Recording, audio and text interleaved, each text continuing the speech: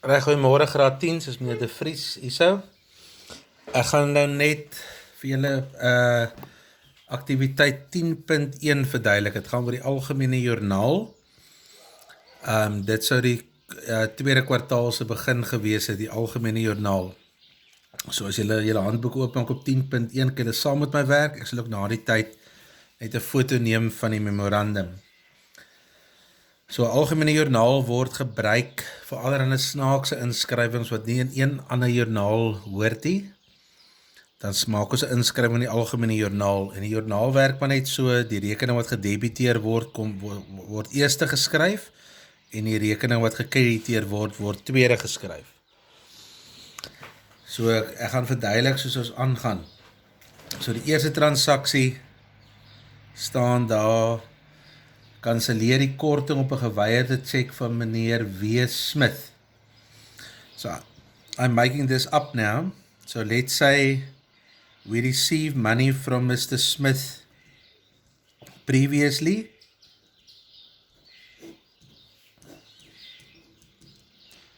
Let's say we receive money from him 150 Rand and we gave him discount of 15 Rand. So all in all, in the debtors control account, it will be 165.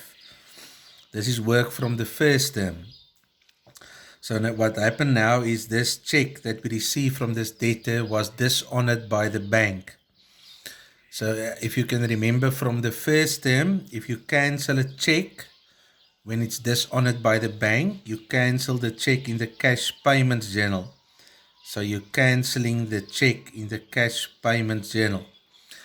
So dit is kwartaal 1 se werk wat ons reeds behandel het. As daar 'n check is wat geweier is, die checkbedrag word in die kontantbetalingsjoernaal gekanselleer. Nou wat maak ons nou met die R15 korting wat ons hom toegestaan het? Dit word gekanselleer in die algemene joernaal. So dit is baie duidelik hier, julle kan sien, ons gaan debiteure kontrole moet ek aan die debietkant skryf en ek moet korting toegestaan aan die kredietkant skryf, dan is die hele transaksie mos gekanselleer.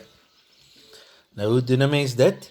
As jy na die algemene joernaal kom, julle kan sien ons het daar debiteure kontrole gedebiteer, maar ek kan nie daar debiteure kontrole skryf, want hoe gaan jy ooit weet wie die debiteur is waarmee ons nou werk? So dis hoekom jy die ou se naam daar skryf, die debiteur se naam, W. Smith.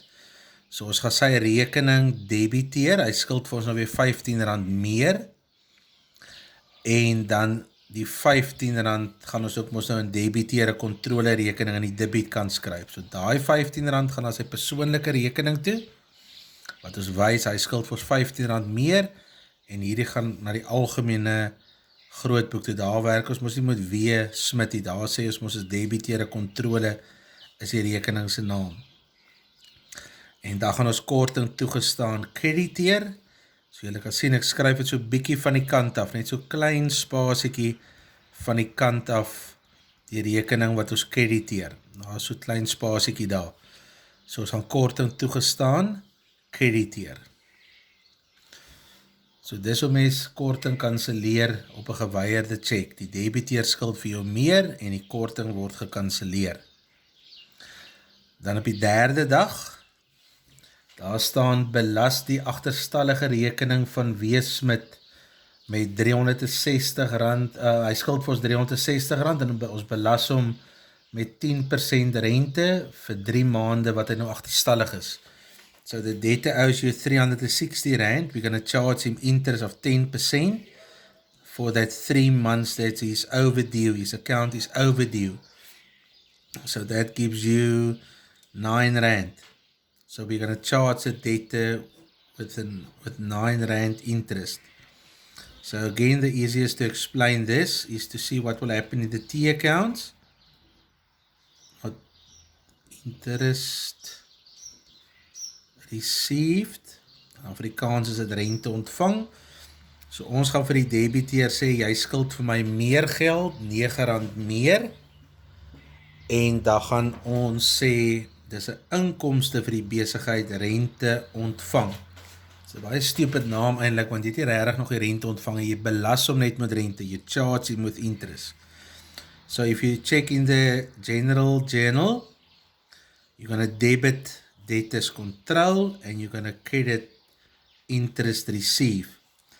Again, like number 1, you can't put debtors control there because then you'll never know what the debtor's name was. So we put the debtor's name there, W. Smith. We charge him with R9 interest, so his account will be more, and then you debit debtors control. The debtor owes you more money. And interest received is an income. This is why it's on the credit side. Interest received. In Afrikaans is dit rente ontvang. Weer een so klein bietjie van die kant af. Die rekening wat gekrediteer word staan so klein bietjie van die kant af. So ons gaan hom krediteer. So een rekening word gedebiteer, een rekening word gekrediteer. Dan gaan ons aan nummer 14 toe. By nummer 14 staan daar SS groothandelaars belas die agterstallige rekening van Peppler & Key. Dis nou ons. So 'n krediteer van ons belas vir ons met rente. Hoekom belas hulle ons met rente? Ons het te lank gevat om hulle terug te betaal. Nou besluit hulle gaan R32 by ons rekening bysit, want ons vat te lank om te betaal. So they charge you with interest. Our creditor, we didn't pay them in good time. So now they tell you, because you're taking so long, we're going to make your account more. So the two accounts involved is creditors control. We owe them more money. Liability increases on the credit side, and it's bad for our business.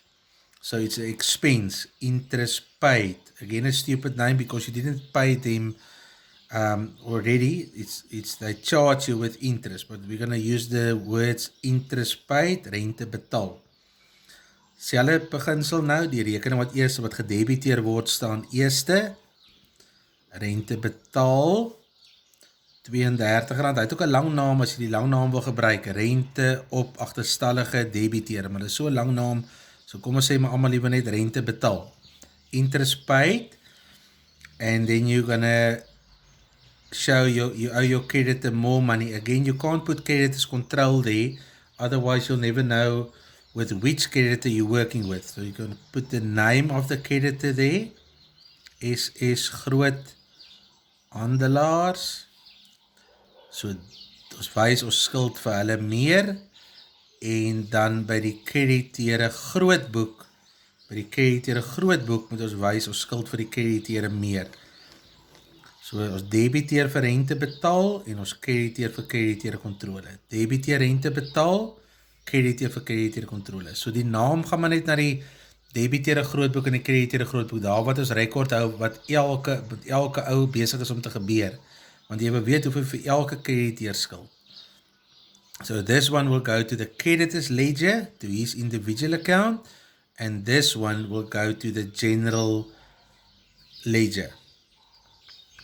Right, so at the end of the month, I'm not going to do the posting now, I'm going to do the posting and other exercise.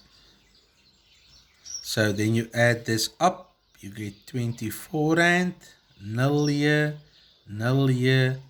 and 32 there. So we use sorry, it's better now. I hope I didn't move it now. You can see now what I've done. So I'm going to take a picture now, and then I'll also put that on Google Classroom for you guys.